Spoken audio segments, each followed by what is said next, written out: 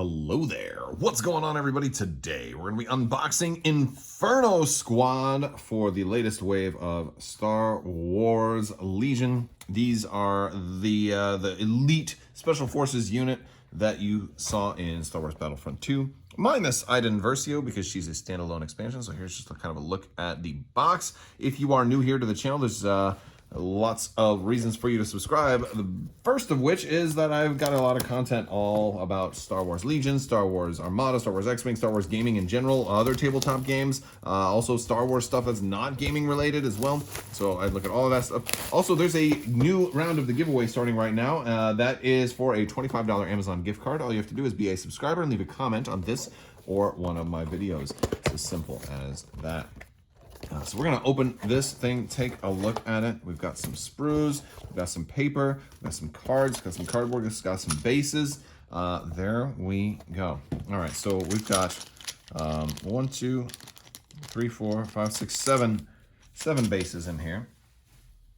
And then we've got this awesome little sheet of stuff right there. We're gonna take a closer look at that. We've got this little handy dandy build guide. Let's take a look at that. This is going to have all of our different ways to build these excellent little groups of folks. And you're probably wondering how many of these you need to get. I'm guessing probably 2. But then again, because the one unit could be unique, maybe you'll just run 1. That's entirely possible. A lot of reasons to maybe do that. It looks pretty good, though. It looks pretty good. I can definitely see wanting to run 2 of these units, because from a certain point of view, you're not going to be able to run both unit cards that come in here with only 1 expansion. At least not probably. You can still do it. You can definitely still do it, but from a certain point of view, you might not. And I'll explain that a little bit once we get into the unit cards. So here's our sprue, and we're going to build some of these. Take a look at them, see how they look built.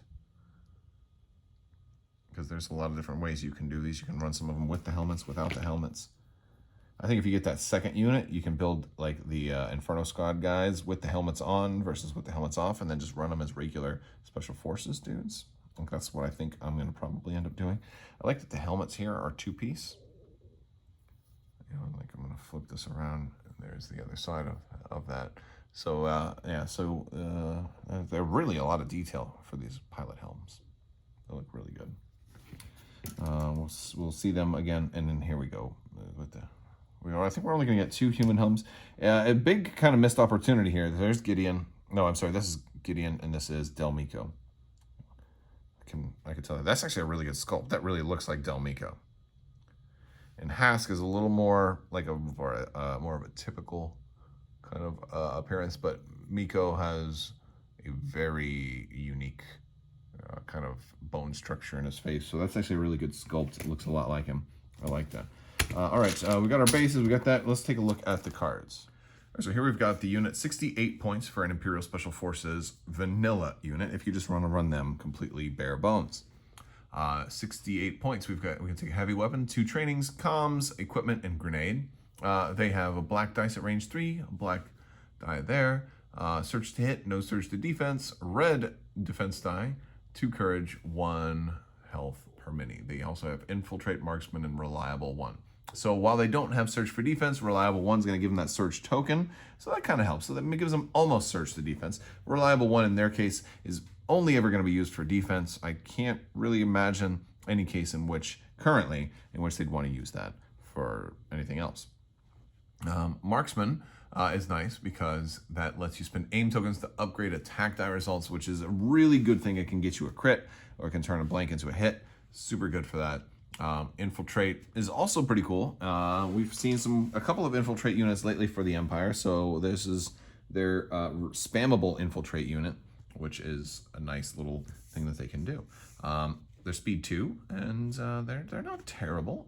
You might want to initially compare them to a couple of other units, and there's pros and cons versus going one way versus going the other way. They're not bad. They're different. I really like, honestly, I think my favorite part of them is marksman. Marksman is a new keyword that we don't have a whole lot of, and I think it's a really nice keyword to have. All right, then we've got the Inferno Squad version, which is a little different. First off, 2 health per mini. Only 1 mini there, but you've got equip. And the equip keyword means you must equip all of the things after equip. So we must run this with Delmico and Gideon Hask. This is basically Sane Marana. No, they didn't put Sane Marana in the game. It's like, I guess mechanically it was easier for them to just say this is generic Imperial Special Forces.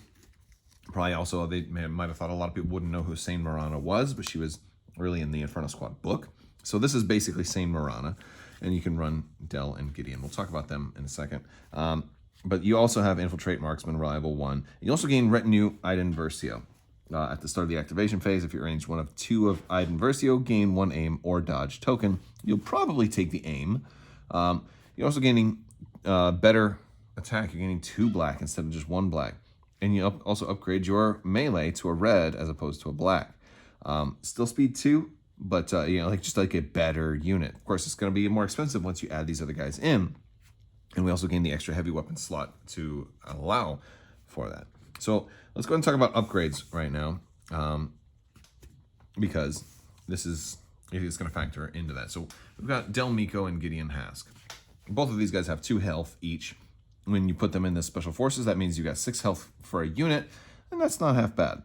Hask is a leader. They also have updated the rules reference to to basically say you can only put 1 leader in a unit.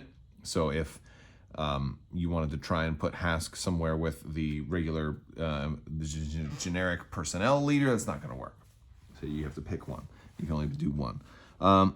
But yeah, Hask is ranged 1 to 3, 2 red. It's pretty good, pretty overall, really solidly good weapon. Just solidly good. It also increases your courage, and he also becomes a leader, and he also gives you coordinate, which is just awfully nice. Just really awfully nice. Again, coordinate, if you put him on a shore trooper, you're only going to be able to use 1 coordinate. Coordinate doesn't stack. You can only pick 1 type of coordinate. So you probably don't want to put him on a shore trooper.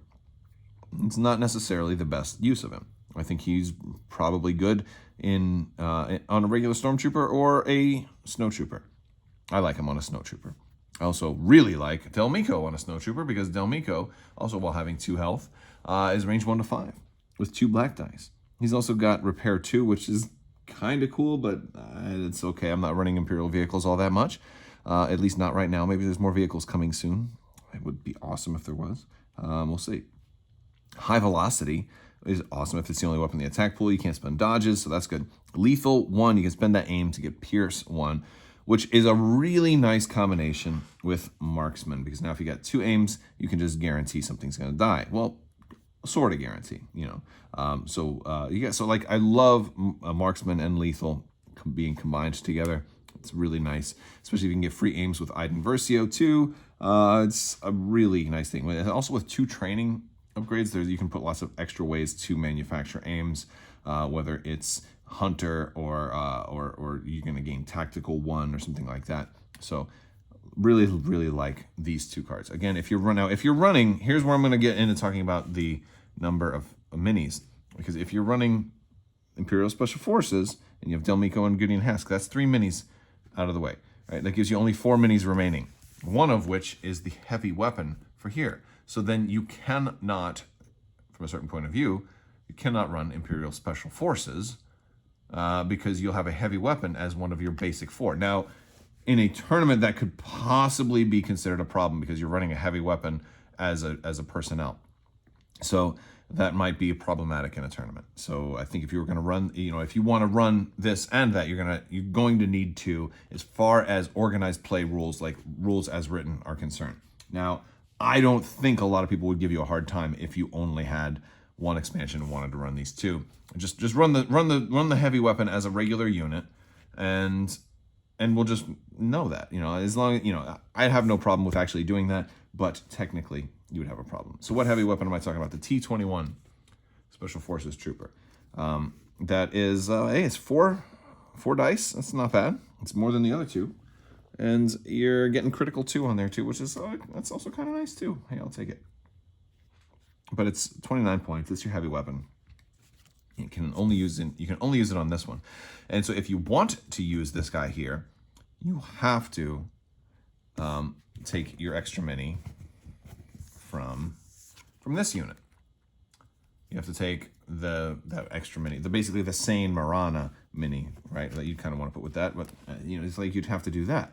So, but then again, it's still okay because then you can take Dell and Gideon and put them on Snowtroopers or something like that. So I think that's, I still think it's a decent expansion so far as far as what you're getting. But if you want to run both of them, it's going to be a little trickier to do.